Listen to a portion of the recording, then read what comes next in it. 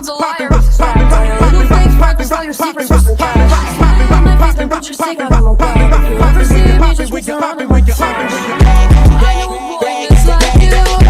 He's a snake just like you.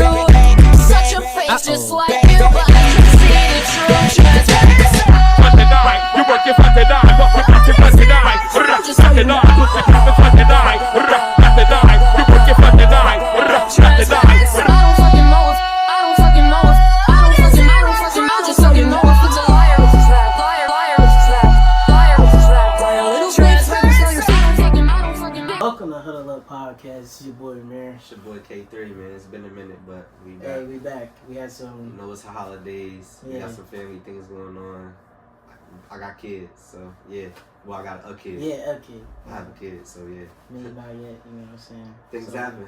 Yeah, things happen. So, but we're back. We're here, and we want to deliver. We got a lot of talking points. I mean, it's been, ever since we recorded a pod, I think 2 weeks. We got some NFL games that passed by. We got some top storylines we need to cover. So, let's just get into it right away. Our first topic is going to be NFL coaching hot seats and what head coaches are trending to be fired.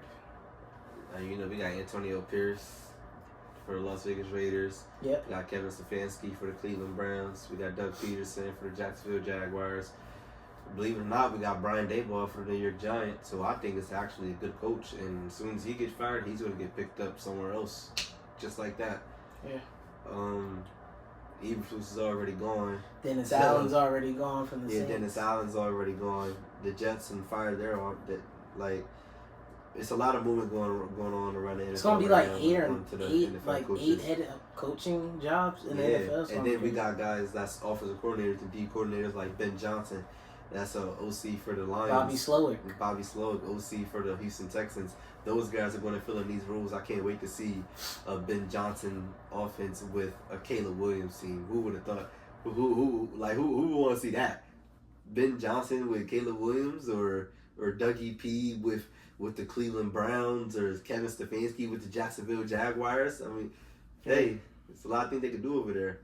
Yeah, I really want to see Kevin Stefanski get another job. I hope he gets fired because it's just a lot of dysfunction with the Browns organization, like up top wise. I think Kevin Stefanski would upgrade a guy like Caleb Williams or Trevor Lawrence. Like that offense that he runs with one of them young QBs would be great. And then let's not forget the running backs that Jacksonville got too. They got Tank Bigsby, Travis Etienne. They got backs. They have a good offense. I don't think the Jaguars are far off. Yeah, like they have weapons on offense. Team. It's just the coaching isn't there in my eyes. The play calling sucks to me. Yeah, because Trevor Lawrence is way better than what we've seen recently, but he's not what everyone hoped in the NFL. But he's had Urban Meyer and Doug Peterson so far. It hasn't worked out, so maybe he could get another coach in there and blossom his career. Yeah. I did see that. Hey, congratulations, Chapel Bill. He did become the head coach of North Carolina, which is kind of unsuspected. But I did see that Bill Belichick, if he was going back to the NFL, he was very interested in the Jags job. I don't know I don't know what North Carolina told him to get him into college football. Well, his dad used to. Bill Belichick's. It's still not there. No, I just seen this today on ESPN. Bill Belichick's dad is a part of the. His dad either went there or he coached there.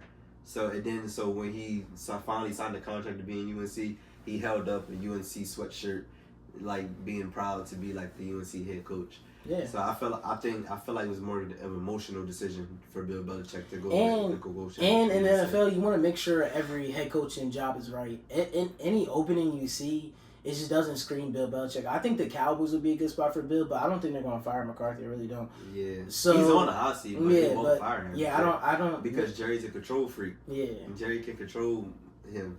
So yeah, he won't fire him. Yeah, so he won't fire him. And then Bill Belichick, Jaguars, maybe. I mean, Bears, not really. Like, it wasn't a lot of head coaching jobs in there. Obviously, he has a connection to his father, so he went to go coach in North Carolina. But we'll see what happens with these NFL head coaching jobs. So it's a lot of.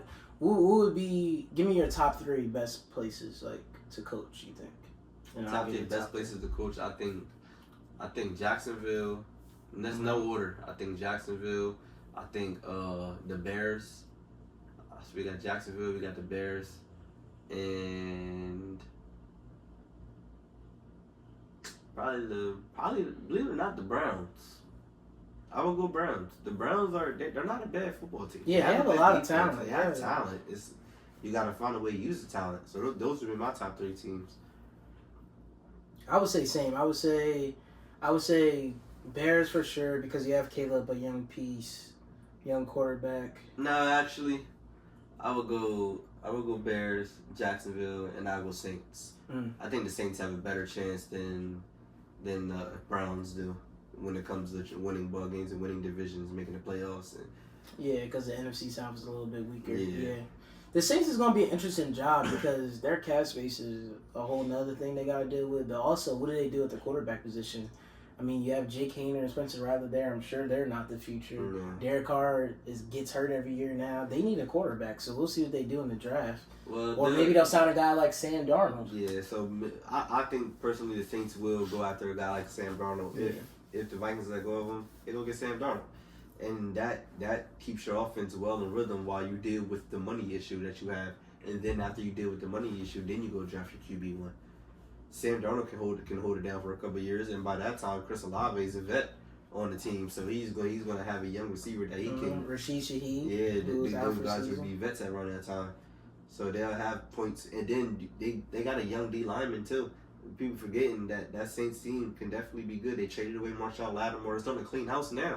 It's happening right now as we speak. I think they might move off a couple older guys. Yeah, like Ryan Ramczyk might be somewhere else. Hey, he might be a Niner next year, to be completely honest with you. Mario Davis is getting older in age. Yeah. Cam Jordan's getting up there. You know, they got a lot of veteran players, but also young players like Alontae Taylor Chase Young, and they just re-signed Kamara. I know he's not super young, but they do have young pieces on their team. They have a linebacker too. I think is it Peyton Willis? Did he go to the Saints?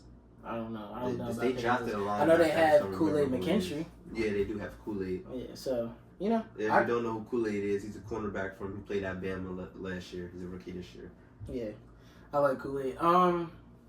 Yeah, I think the Bears' job is probably the best one for me because. We've seen Caleb.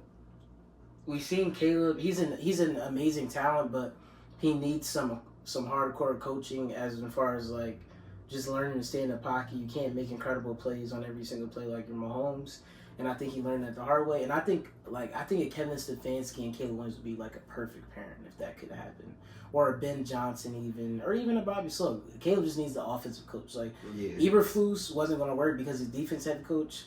And then he hired Shane Waldron, who was pretty shitty in Seattle the previous season as OC. Exactly. And he went to go get him again. And we see on Bears Hard Knocks training camp that they've been building the offense before Caleb got drafted. So if you've been building the offense for Caleb before he got drafted, how does it look bad every single week? Exactly. That doesn't make sense. How are you putting the offense together? But that's why. That's why. Because you're trying to put together an offense that your quarterback is not even there for. So how is he going to get any reps in this offense that you're trying to put together? How do you know what fits and what doesn't fit? Right. Caleb was not throwing the ball in that offense. That was Justin Fields throwing the ball in that offense. That was, who else did it? Tyler Bagent throwing the ball in that offense. That's not Caleb Williams. So that offense is not going to be the same. Yeah. I bet you if they ran that same offense and they came out, that's why the Bears look so good in the preseason. When you really think about it, that's why they look so good. When you go back, you're preparing for a guy in Caleb, you're preparing this playbook saying, okay, this is going to be for Caleb, but we're doing it with our third string guys that are playing in the preseason games, and everybody's wondering why the Bears are looking so damn good in the preseason. It's because those quarterbacks have been practicing that playbook for about 3 to 2 years now, and Caleb just got there. Yeah. So yeah, that is facts, but you know, yeah, that's just it with the Bears. I think Caleb just needs some better coaching. They'll be all right. I feel like their offense is way too talented to be what they're doing this year. Like, you draft a top 10 pick in Roma Dunze, which really should have been a lineman. I think Ryan Poles, not a reach, because I like Roma Dunze, and I think coaching has hindered his stats a little bit, but I do think that Bears should have addressed offensive line, because that's still a problem too. Even though Caleb does create some sacks, I think this year their first round pick is the offensive lineman. Yeah, it is. It probably will be. Yeah. Because they already have good. Their tackles are good. They just need guard help. They need inside offensive lineman help. Got anything else for NFL head coaching? And for our next segment, man, we're going to have to talk about the two best teams in the NFC, the Eagles and the Lions. We didn't record an episode last week, but the Lions did beat the Packers in a crazy Thursday night football game. Let's just talk about that real quick. The Thursday night football games, you could tell the schedule makers put an emphasis because they knew Thursday night football was trash last season. We had a lot of bad matchups. This season, Thursday night football has been a hit for the most part.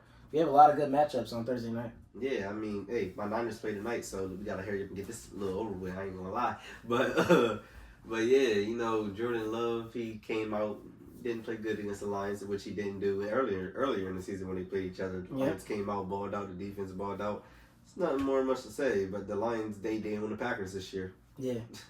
The Packers did have a really good second half. They even took the lead at one point, but the Lions, just like the Chiefs, is not luck. When you're that good of a team, you know how to win football games, and that's what the Lions do, whether it's close. Well, when you have a run game, a fluent run game that can't be stopped with two backs, then how are you going to lose a close game? You're going to win every single close game. You can't lose a close game in that. The run game. That's how you win games. You win games by running the football, and you win games by stopping the run. Yeah. It's just... And Lions are a better running team. They're just a better running team. Even though the Packers run the ball well. Yeah. But the thing with the Packers, just to get away from Eagles and Lions for 1 second, I do think they could get the Eagles and Lions in the playoffs. They're that talented. We seen them stun the Cowboys last year. I still think the Lions won a game with a field goal. That game wasn't easy. If I see Packers Lions again, we know it's going to be another good game. Same with the Eagles. The Packers, they're young, but they could get one of the Eagles or Lions. I really think they could win one of those games. And we've seen them in a close game with the Niners last year to go to the NFC Championship. So the Packers are young, but they're definitely on the come up. As far as any given Sunday, boys. Any given Sunday. But let's get back to come out and definitely do that. But yeah, let's get back to the race for the number 1 seed. We did have some drama out of Philly a couple of days ago, but it's still here in recency.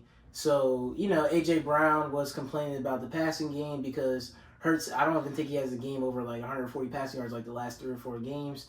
So, and Hurts said in the media that, our identity has changed a little bit. We were always good at running the ball, but he said that Saquon has changed the team.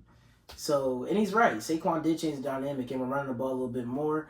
I could give you an example. Amon-Ra St. Brown's making $30 million a year. Montgomery and Gibbs got most of the carries. He only had, I think, 3 catches on Thursday Night Football past Thursday. He wasn't complaining about not getting the ball. Can Jalen Hurts get A.J. Brown the ball more? Yes. Does Jalen Hurts miss some opportunities? Yes. Every quarterback does in the league.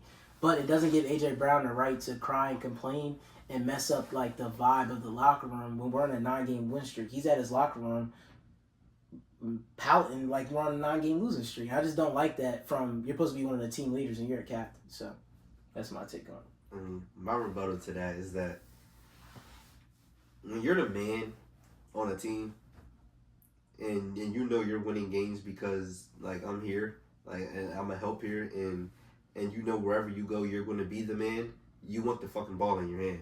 Regardless. You don't care if you're winning. You don't care if you're losing.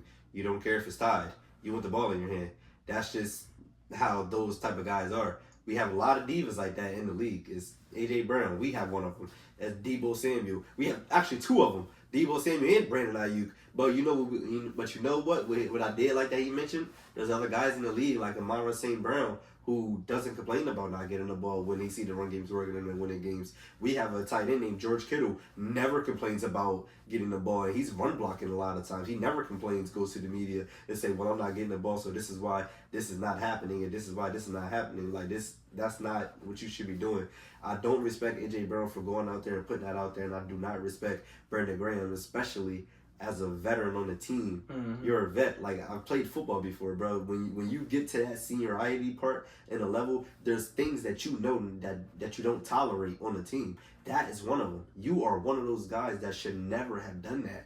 You're one of those guys who's supposed to go to A.J. Brown and tell him, yo, We're not talking to the media like that. Whatever you two got going on, y'all stay here and y'all gonna work that out. Y'all figure it out. Why are we going to the media and telling the media, boy, this ain't happening because of this, and now I'm frustrated. So what? You're winning 9. You're on a 9-game win streak. So what? You're winning games. What does it matter? You're still getting the game check. You're still going to get your bonus. And he just got a 2-year extension for like $60 million. Exactly. And then at that, AJ Brown, just calm down, bro, because sometimes you don't know what they have in store for you. Next week, y'all play the Steelers, or this week, y'all play the Steelers. What happened last time y'all played the Steelers? You went crazy. Had like 150 so yards, what do you think is going to happen now? They're game planning for you. They're saving you for certain games. You're going to get your reps in, bro. You just got to be patient. And sometimes and live with the run game working. And sometimes they'll do one-on-one coverage with Devontae Smith and double AJ Brown the whole game. So sometimes you really can't get him the ball. Go off. Yeah, how we gonna get you the ball, bro? You got Jalen Ramsey guarding you here, and then we got Holland sitting over top. How am I supposed to get you the ball? Like you got Trayvon Diggs here, and then you got Micah Parsons bracketing and coming out here rushing the QB, and then you got DeMarion Overshown bracketing out into the flat against you. How do you expect to get the ball? And we've seen Jalen force it to him in past, and it's got picked off. Especially last season when we were going to that slump. He was forcing the ball to AJ Brown. He was getting picked off. He was a turnover machine. He had the most turnovers in the league. The Eagles had a slump. And look at him this year. Hurts has like 4 picks on the year. He's playing safe with the ball. I'm not saying Hurts did miss AJ Brown on like 2 or 3 passes that game, but in every game as a receiver, you can't get the 180 yards and 100 yards. So I don't know. I just feel like he should be happy that his brother and Saquon is going off if they're not stopping the run game.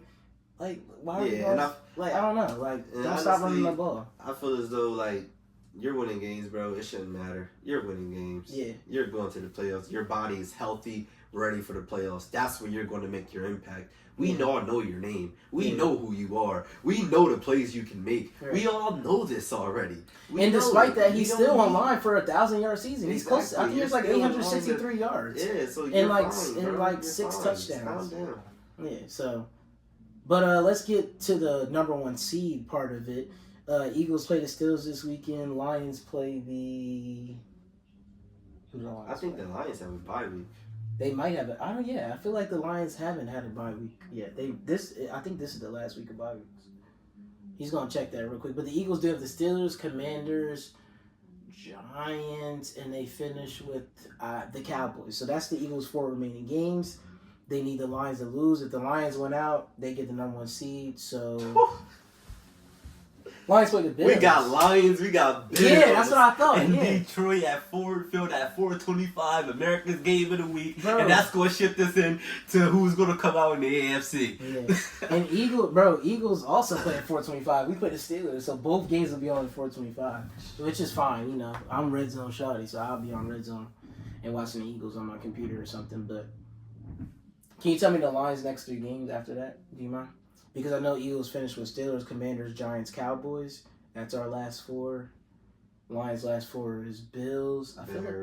Bills, Bears, Niners, Vikings. Okay, Bills, Bears, Niners, Vikings versus Steelers, Commanders, Giants, Cowboys. So Eagles clearly have an easier schedule. Yeah. Lions have... But we did just see the Eagles have a close game with the Carolina Panthers. Right, and we have division matchups. The Carolina Reapers, because they're the Commanders will be a good game. The Commanders will be, and the Steelers game is going to be good. But yeah, I mean, we all know that this Eagles and Steelers game is going to be a great game. Yeah. But now was the time for Jalen Hurts to show up. I don't care, bro. I'm gonna be honest with you. We're gonna have to pass the ball this week. Y'all gonna have to pass the ball. Because Steelers are like number 2 ranked against the run. Saquon, you're good. Trust me, you are good. But that Steelers run defense is something different. Yeah. I'm telling you, Saquon, he will have a good day. He will have a decent day. It's not going to be like his normal 138, 140, 115. It's not going to be like that. He's going to have like a 70, 60, 80-yard game. Yeah. But Jalen Hurts, in order to win this game, you're going to have to throw for at least over 250 or 200. You're going to have to. You're going to have to win this game. And the Steelers are probably going to load up on the run anyway. Exactly. They're going to stack the box. And then soon they realize that, you want to throw deep to AJ? Yeah. Now they're going to send TJ Watt at you. And once they do that, now we get, Saquon, boom. Now, honestly, I expect to see a lot of screens this week from the Steelers. I expect to see a lot of dump balls to Devontae Smiths and Saquon. Yeah, I expect to see that get a lot the ball this out week. quick. Yep, get the ball out quick. AJ is gonna hit his Ends, quick slants, deep ends, his posts. Yeah, I feel like And what about Lions Bills? That's gonna be a really good one. Bills. Josh Allen. We just seen Josh Allen lose. He was the first QB Rams. since 1965 to get 3 passing touchdowns and 3 rushing touchdowns in one game. Yeah. Even though they did fall short to the Rams, which was amazing. That was an amazing football game. They went at it, but yeah, Josh Allen's playing high level football right now. And what we do know is Josh Allen is playing the type of football to where he don't want to lose right now.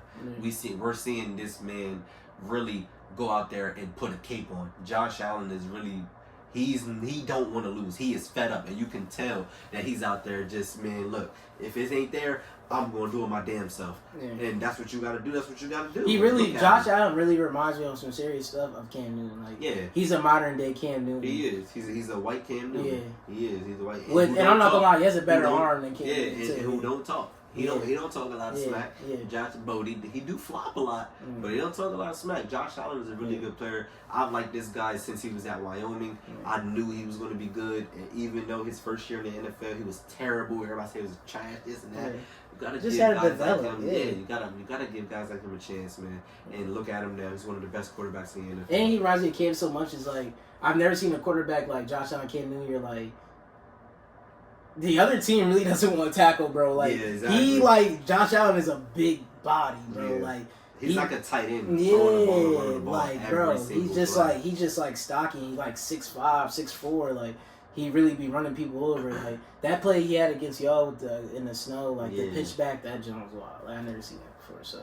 And then we get to see Josh Allen up against this Detroit Lion defense, who does have a lot of injuries. But hey, their defensive coordinators got them playing well. It's that black guy, right? What's his name? I forget. Bobby Johnson. I think it's Bobby Johnson. No, that's Ben Johnson. That's their offensive coordinator. Nah, it's Bobby something. It's Bobby something. His name is Bobby. But he's been doing a great job with that defense because they have a lot of injuries, but they play well. They play well as a team, and they're all aggressive. And Brian Branch and Kirby Joseph. Hey, you could tell one of the most underrated safety duos in the league. You could tell they're leaders of defense. Bro, Kirby Joseph and Brian Branch be flying around, bro. Yeah, they're tough. They're tough. And Zadarius Smith has been having an impact too. He had a couple sacks against the. I mean, he still got some in the tank. He still got some left in the tank.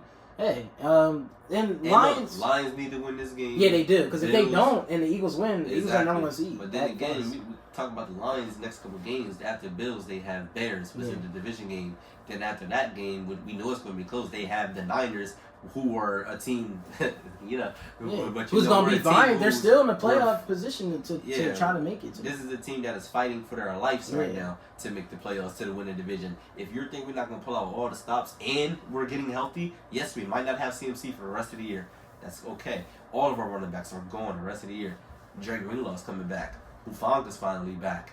Ben Ayuk won't be there, but hey, George Kittle's getting more healthy. He's feeling better. Debo's feeling better. Purdy's arm's feeling better. And now all of a sudden we have Lyman coming back. I mean, it feels like everything's coming to fruition. So that for the 49ers. That game could mean something. That game will mean something. If the Lions would drop that game and the Niners win, the Lions will be in trouble because the next game after that they have another division rival in the freaking Vikings who could possibly win that division. And what would that if the Lions if the Lions fuck up, which I really don't see them. I do see them dropping one more game, but not another one. But if they were to lose the division to the Vikings, because how the playoff standings go, they would have to go on the road the whole playoffs. They would be the 5 seed. Yes. They would have no home field advantage. That would suck for them. That would be crazy. If the Vikings would creep up and they would have get to go to Minnesota instead of go to Santa Clara. Yeah, go to Philly. Yeah, go you want to don't want that. Detroit can play outside. Don't get me wrong, but there's nothing like Ford Field. It's rocking in there. You could barely hear a thing. It's great to play in that place. So you don't never. We'll see how it unfolds. It's going to be that Vikings-Lions matchup in a couple weeks is going to be cinema, bro. That's going to be a good one. And it's going to be in Detroit because I remember it was in Minnesota last time they played. So it's going to be a good one. But that's going to do it for Eagles Lions segment. Let us know in the comments. Who do you think is going to win? Who do you think not winning NFC? But who do you guys think is going to get number 1 seed? Eagles or Lions? For our next topic, we're going to do who's going to come out the AFC, who's likely to come out the AFC, and maybe some fringe playoff teams like the Bengals or Dolphins that can maybe sneak in.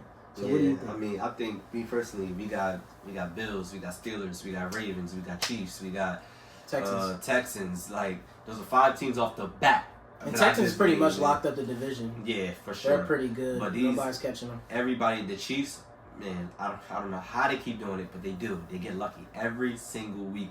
I don't know how they doing it. It may be some little dark magic sprinkling on over there. I don't know what's going on. I mean, come on. Sunday Night Football hits the left upright and goes in for the game. Come on, you can't make that up. Come on, bro. But hey, look, listen. Eventually, Chiefs are going to get caught, and I think it's by the Pittsburgh Steelers on Christmas. I think the Pittsburgh Steelers on Christmas get them, and the Chiefs start falling down to reality. After they get that loss, I think it's back to reality. No more luck.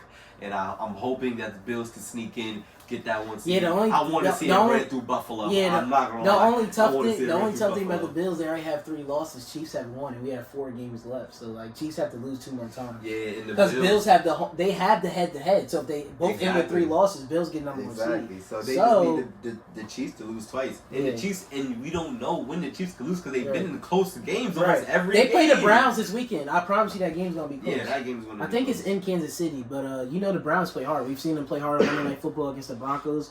We've seen them play hard last week against the who did they face? Against the Bengals. So, yeah. No, the Browns didn't play the Bengals last week.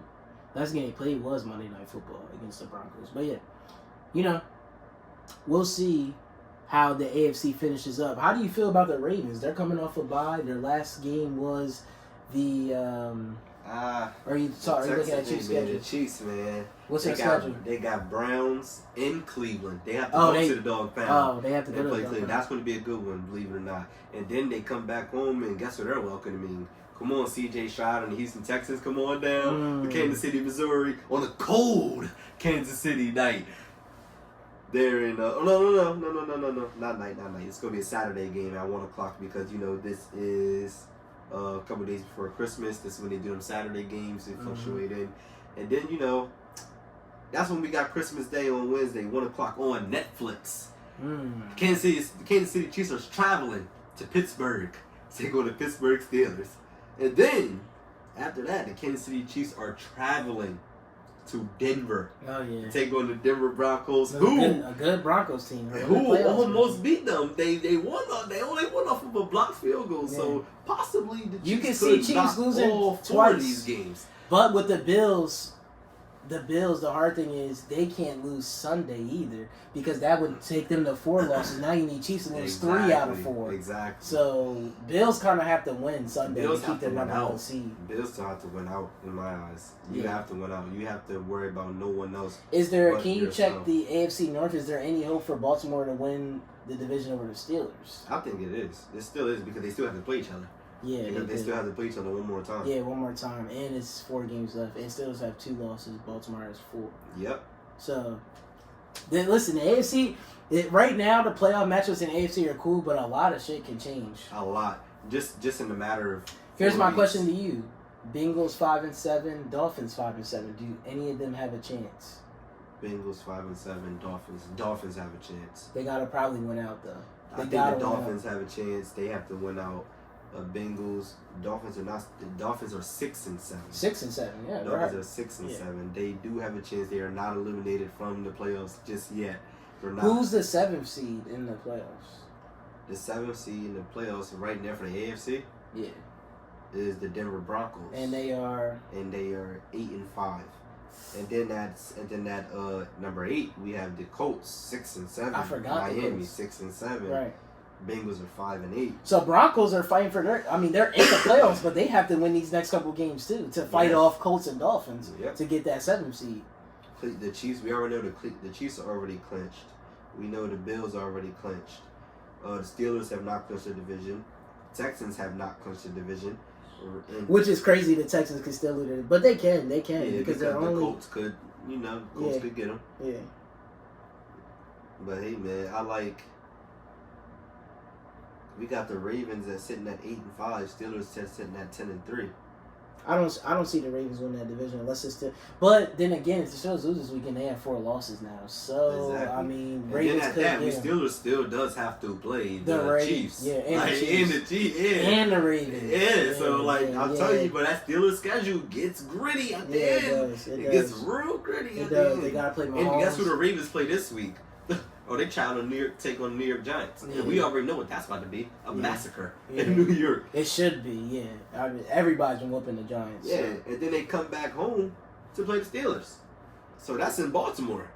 And then they travel down to Texas to take on the We could potentially we could potentially then they got the Browns. We could be potentially looking at the division being going to the Ravens after 2 weeks, because if Steelers lose to the Eagles, that's 1, and if they lose the Ravens, that's 2. That means they would both be 10-4. Exactly. It means the Ravens would be number 1. And then they play each other that week when they're both 10-4. Yeah. So then now that game is for the division. Yeah. And then the Ravens. Guess who the Ravens play after that? The Browns. Who got them earlier in the season? Did get them. So that's going to be an important game. Yeah. So The Browns are a perfect spoiler team in the NFL right now. Yeah, they are. I promise you that Browns Chiefs game is going to be close, bro. It is going to be. You think Jameis Winston spoils the Patrick Mahomes led Chiefs? I think it's so important for Buffalo or Kansas City to get number 1 seed just because how cold it is in both places. Mm-hmm. I think if Buffalo gets number 1 seed, it'll be even more valuable because I think it might be snowing and they just they have so much fun in the snow, bro. But Kansas City, I've heard their stadium makes their weather a little different. It's so much colder in their stadium, and that's why teams don't like playing there, and that's why it be frost on the field. Yeah, because they don't have the heated. Yo, guess what I seen? They're actually forcing them to get a new stadium. For real, Chiefs? Yeah, they're forcing the Chiefs to rebuild a new stadium. To indoor joint? Or a retractable roof? I think a retractable roof, because they saying it's too cold for teams to come and play there. Wow. Because, the Dolphins game last year was like negative 15 Exactly, degrees. and they said the Dolphins, that's why that's basically what they're saying. That's why the Dolphins lost that game. game. That's not. They would have lost in 30. Exactly. They weren't beating the Chiefs. They really weren't. Not that year, really. Yeah. But that's what I was going to tell you. They just came to an agreement today. I was going to send it to you, but the Lincoln Financial Field will have a retractable roof in 2 years. They're putting one on Lincoln Financial, bro. Yeah. That's crazy. Isn't that crazy? It's gonna be like $2 billion for a retractable roof. Yeah, in Lincoln Financial. Dang. So we're gonna be able to close Lincoln Financial. That's gonna be hard. That's gonna be tough. Yeah, it's gonna be tough. More teams need that. I think a Chiefs indoor dome would be tough, but it would kind of take away from how cold. It would get so loud. And yeah. Imagine in a dome. Yeah, in a dome shaped as an arrowhead. Yeah. I know Buffalo's getting a new stadium. Yeah, Buffalo's getting a new stadium. Couple years. Chicago's getting a new stadium. The Commanders. Yeah, the Commanders getting a new stadium. Like, bro, at the end of 2020, like 2027, 2028, it's going to be all these new stadiums because they're just have to build it and stuff. But that's going to conclude it for our AFC talk, and we have one more topic for you guys. And for our next topic, man, we got to talk about it. It's been the talk of the town. We always talk about our Xbox parties. I'm arguing with people on Twitter.